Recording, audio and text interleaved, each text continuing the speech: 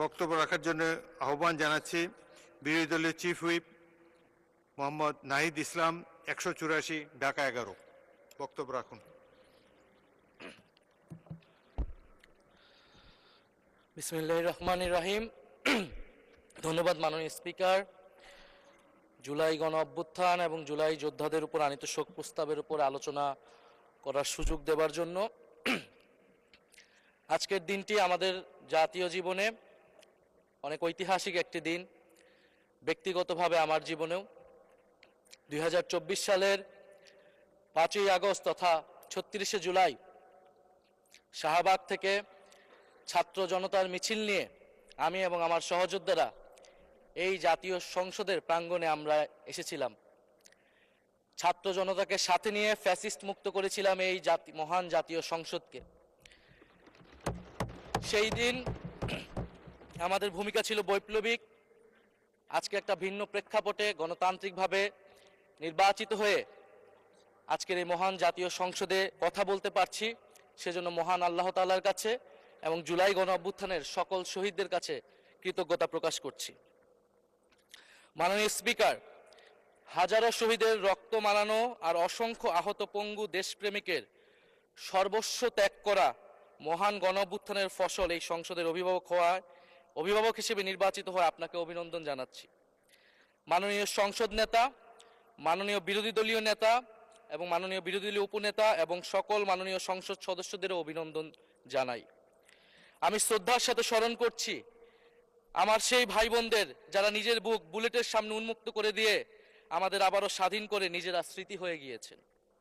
আমরা তাদের শাহাদাত কবুলের জন্য মহান আল্লাহর কাছে দোয়া করছি। একই সাথে আহত ও পঙ্গু জুলাই যোদ্ধা ভাই বোনদের প্রতি আমার সবটুকু আবেগ, শ্রদ্ধা আর ভালোবাসা দিয়ে কৃতজ্ঞতা জানাচ্ছি। তাদের সুস্থতা কামনা করছি। তাদের অমূল্য জীবন, রক্ত আর অপরিসীম ত্যাগের ফলে আমরা আজ সংসদ সদস্য।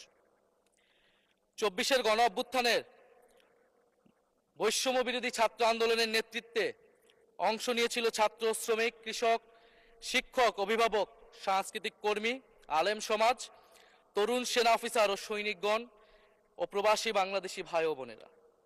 অভ্যুত্থানে গুরুত্বপূর্ণ ভূমিকা রেখেছে আমাদের নারী সমাজ, সামনে থেকে নেতৃত্ব দিয়েছে ও নির্যাতিত হয়েছে। আন্দোলনে প্রাইভেট বিশ্ববিদ্যালয়, মাদ্রাসা ও স্কুল কলেজের ছাত্রছাত্রীদের ভূমিকা ছিল তাৎপর্যপূর্ণ। গণ অভ্যুত্থানে ভ্যানগার্ডের ভূমিকা ছিল ফ্যাসিবাদ বিরোধী রাজনৈতিক দলের নেতাকর্মীরা।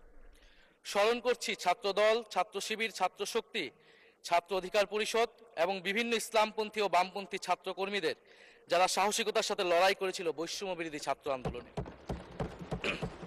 মাননীয় স্পিকার, 24 মানে কেবল 24 না, এর পিছনে রয়েছে বিশাল প্রেক্ষাপট। আমি স্মরণ করছি 47-এর আজাদির লড়াই, 71-এর মহান মুক্তিযুদ্ধ এবং 24-এর ছাত্র জনতার গণ অভ্যুত্থান এবং সকল জাতীয় শহীদকে। এ সকল ঐতিহাসিক জাতীয় সংগ্রামের ধারাবাহিকতায় আজকের বাংলাদেশ গৌরব নিয়ে দাঁড়িয়ে আছে। স্মরণ করছি পিলখানা হত্যাকাণ্ডের শহীদ, শাপলা হত্যাকাণ্ডের শহীদ, মোদি বিরোধী হত্যাকাণ্ডের শহীদ, ফ্যাসিস্ট আমলে গুম হওয়া ব্যক্তিদের স্মরণ করছি। 18 সালের কোটা সংস্কার আন্দোলন ও নিরাপদ সড়ক আন্দোলনে ছাত্র কিশোরদের অকুতোভয় সাহসকে স্মরণ করছি। স্মরণ করছি আমাদের ভাই শরীফ ওসমান হাদি, যিনি তার সাহসিকতার মাধ্যমে বাংলাদেশকে একটি ইনসাফ ভিত্তিক বাংলাদেশ হিসেবে গড়ে তুলতে চেয়েছিলেন। তিনি আর আমাদের সাথে নাই। আমরা ওসমান হাদি ভাইকে স্মরণ করছি। শহীদ আবরার ফাহাদ ও শহীদ ফেলানী খাতুনকে স্মরণ করছি, যারা ভারতীয় আধিপত্যবাদের বিরুদ্ধে লড়াই করে বাংলাদেশকে আজকের এই জায়গায় নিয়ে এসেছে। 24-এর ছাত্র জনতার গণ অভ্যুত্থানে মাঠের নেতৃত্বের একেবারে সামনে থাকার কারণে আজকের দিনটি আমার জন্য একই সাথে আবেগের, কষ্টের ও আনন্দের।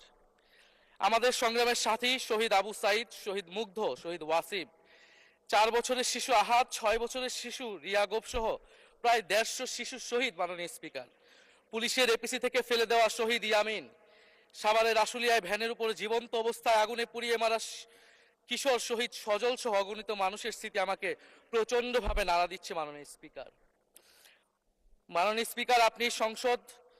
আপনি মাননীয় সংসদ নেতা, বিরোধী দলীয় নেতা সহ সংসদের সকল সদস্য এবং আপনার মাধ্যমে দেশবাসীর উদ্দেশ্যে আরো স্মরণ করিয়ে দিতে চাই মাকে উদ্দেশ্য করে লেখা চিঠি 10ম শ্রেণীর ছাত্র শহীদ আনাসের, যিনি বলেছিলেন, একটি প্রতিবন্ধী কিশোর, 7 বছরের বাচ্চা ল্যাংড়া মানুষ যদি সংগ্রামে নামতে পারে তাহলে আমি কেন বসে থাকবো ঘরে? একদিন তো মরতেই হবে, তাই মৃত্যুর ভয় করে স্বার্থপরের মতো ঘরে বসে না থেকে সংগ্রামে নেমে গুলি খেয়ে বীরের মতো মৃত্যু অধিক শ্রেষ্ঠ। যে অন্যের জন্য নিজের জীবন বিলিয়ে দেয় সেই প্রকৃত মানুষ।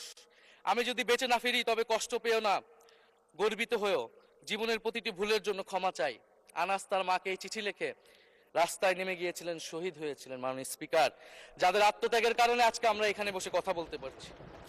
মাননীয় স্পিকার, জুলাই গণঅভ্যুত্থানের সাথে জড়িয়ে আছে দেশনেত্রী বেগম খালেদা জিয়ার সংগ্রাম ও তার আত্মত্যাগ। ওনার সংগ্রাম অনুপ্রাণিত করেছিল বাংলাদেশের তরুণ সমাজকে আত্মত্যাগ করতে, আত্মহুতি দিতে গণ অভ্যুত্থানে। আমরা আজকে তাকে শ্রদ্ধার সাথে স্মরণ করছি। মাননীয় স্পিকার, আমি বিশ্বাস করতে চাই আমরা যারা সংসদে বসতে পেরেছি কেউই এই শহীদের রক্তের সাথে বেইমানি করব না। কারণ জুলাই গণ অভ্যুত্থান মানে শুধু জুলাই গণ অভ্যুত্থান নয়, এটি নতুন বাংলাদেশের আকাঙ্ক্ষা।